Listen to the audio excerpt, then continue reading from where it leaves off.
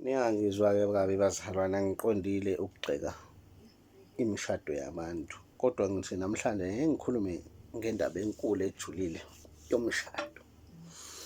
Ukuthi kuyenzeka ukuthi abantu ababeshadile benayo incwadi yomshado, sebazala iy'ngane nazo zashada, kuhambe komunye nje ngamabomu kuvela inkinga yokuthi mhlambe nangu uganiwe kodwa manje akufuni ukushadeka, mhlambe nangu uganiwe akushade, mhlambe komunye indlu yakhe yonke sekuvuka kuyena, iy'ngane zakhe azigani azishadi. Uma kuthiwa kuyahanjwa kuyabhekwa kuthiwa hhayi anishadi ngoba umkhulu wenu ozala ubaba wenu noma ukhokho wenu ozala umkhulu ozala ubaba wenu wengashadanga waqeda. Manje nithi hhayi bo ngoba weshadile nje sabiza obaba benu nomkhulu bethu babiza isibongo nje lesi, asizalelanga ekhaya nabo abazalelanga ekhaya kushadiwe. Avele athi umuntu lo nitshelayo hhayi inkinga ukuthi bagcina beshade umshado omhlophe bangawenza wesintu bangayigcaci.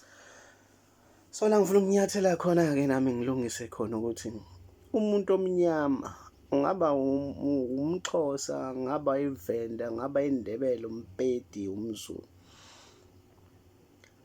usuke ungashadile uma ushade esontweni ngeveyili emhlophe. Iveyili emhlophe nento zasemasontweni isitayela, izinto zabelungu lezi ezafika nabelungu ezabo.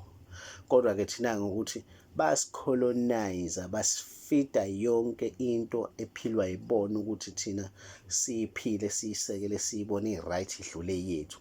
Sase siyayilahla-ke yethu salandela leya belungu, kanti leya belungu enye yayo ilethwe ngenhloso yokuthi izosiqeda umgogodla wethu, ngoba abelungu basebeyenzile i-research, bathi ukuxhumana namanye amakhosi ayamaxoki bawanika lezi zinto abanika zona ukuthi lawo makhosi ayamaxoki adedele iy'mfihlo zomuntu omnyama ukuthi umuntu omnyama u-strong kangaka nje umgogodla wakhe ukuphi. Kwavela ukuthi umgogodla womuntu omnyama usemsamo edlozini. Base abelungu belwa nokuthi umuntu bamjike awulahle umsamo, azonde iy'mpande zakhe, azonde amasiko akhe, bamthena against amadlozi akhe, okwenza ukuthi umuntu omnyama kagcine-ke sengathi nje ukubona izwe lishintsha nje.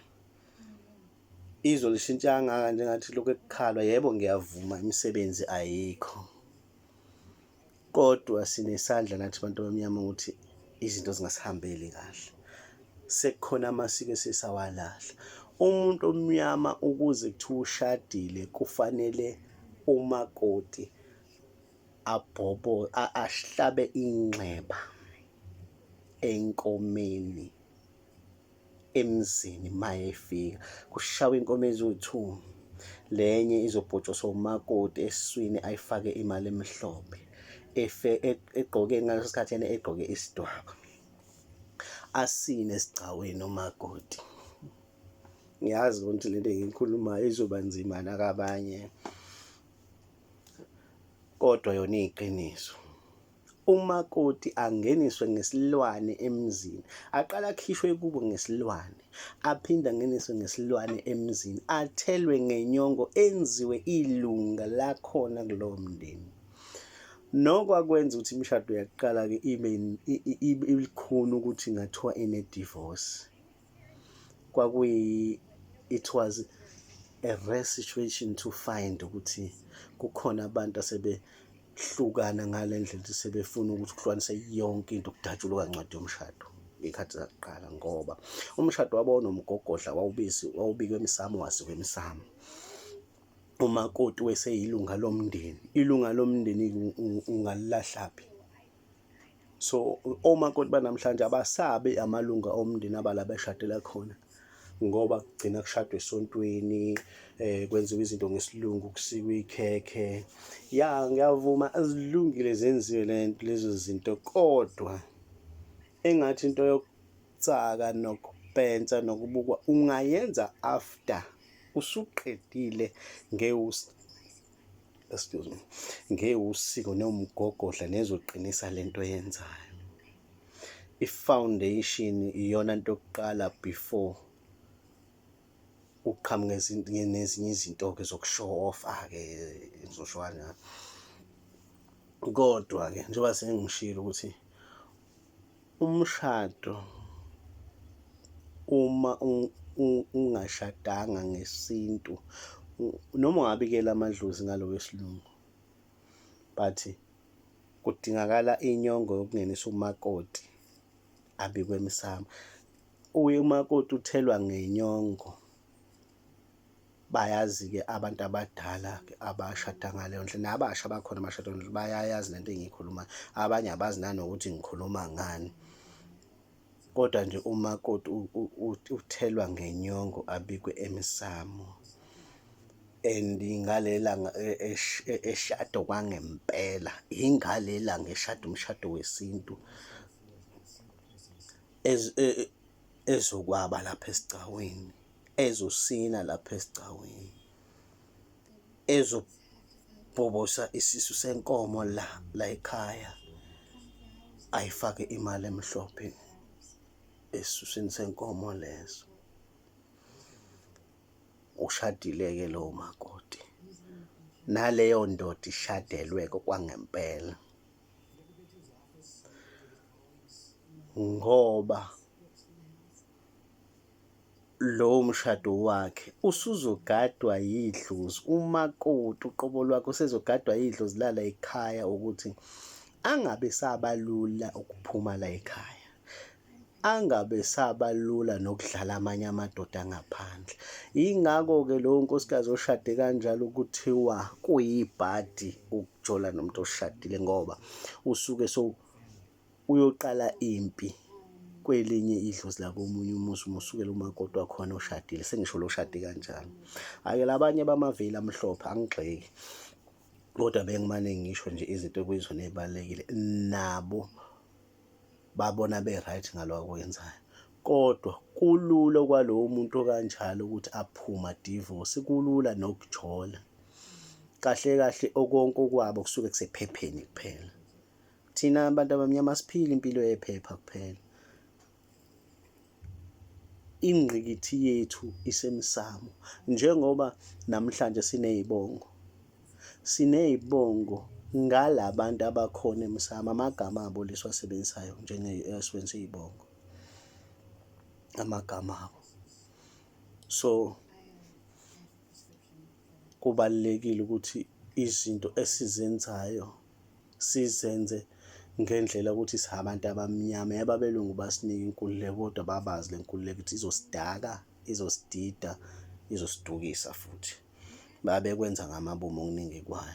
Angilwi nabo, angigxeki ibona, kodwa ngizama ukuthi nje ngifake umqondo kuyibona kumuntu omnyama. Angisho ukuthi sekukhona engilwa naye-ke ukuthi mhlawumbe umuntu mesindisiwe sengiyalwa naye, cha. Naye futhi ngicela ngalwe nami. La egameni lokuthi kuvele ukuthi uthi wawushadile kuthiwa ushadile, kuyenzeka-ke noma uthi okay, kuthola ukuthi ushadile, ngicela ukulungisa, uthole ukuthi wazalwa-ke abantu abashadile umshado engiwushoyo wangempela. Kuyenzeka-ke nakhona ibe khona inkinga uma ukuthi uyingane ezalwe before umshado, base abazali bakho bashada wona umshado wangempela ngempela ovelayo emsamo, cha ubani ushadile.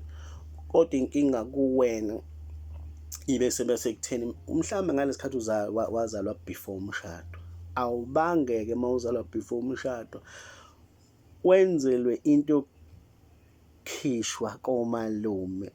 Uma ngabe uzalwe before umshado kwenziwa kanje ukuze kuvalwe iy'nkinga kuqhutshwe usini. Uma wakho mephuma elethwa ngale ndlela ekade ngisho ukuthi ukhishwa ngesilwane, amukelwe ngesilwane, nawe wengane yakhe wenziwa kanjalo uma eshadela la uzalwa khona, nawe ukhishwa ngesilwane komalume. Batshela abantu abadala, atshelwa amadlozi emsamo ukuthi usibanibani lo akalahleki, useyahamba-ke manje, sebekwenze konke okufanele iy'mfanelo zala ekhaya abakwasibanibani, lapho unina wakhe unozibanibani amthola khona. Unina-ke njengoba eseshada nonozibanibani noma nosibanibani uma kuwumfana, sesiyamhambisa-ke naye kubo, kodwa siyacela ukuthi njengengane ezala indodakazi la ekhaya niqhubeke njalo nokumgada nimvikele, ningabe senimlahla. Kwenziwe njalo naphambili futhi kube khona esinye isilwane nenyongo yaso ezosuzisa angeniswe khona, amukelwe, abekwe emadlozini. Ngoba uma ushada usuzele bese uvele uyaqoqa ney'mpahla zakho ney'ngane uy'qoqise nje okwey'cathulo zakho uy'khipha phansi kombhede uthi sihambeni, ufake esikhwameni iy'cathulo zakho uyahamba. Wena njengomuntu oshadile noma ungawushada lo mgcaco okuyiwona wona uzoba right, but iy'ngane zakho zoba nenkinga ngoba zona kufana nokuthi wena uyashada kodwa zona ziseleke omalume, noma zingasibizi isibongo sakababa wazo, zenzelwe ezinye izinto eziqhubeka ngalo baba wazo. Kunaloko lezo zinto zizozigulisa ngoba azikhishwanga komalume, akubikwanga futhi akubikwanga la kubo kababa wazo ukuthi nazi-ke sezifikile.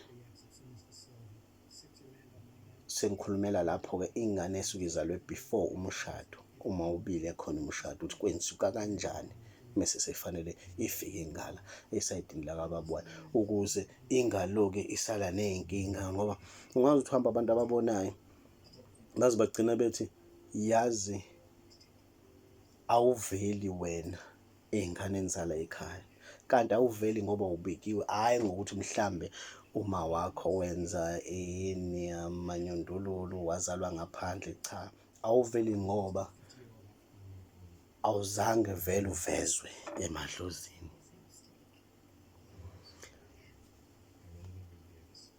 Ngicabanga ukuthi engikuchazile kuyawenza umqondo kwabanye. Sibonge kuleyo ndawo.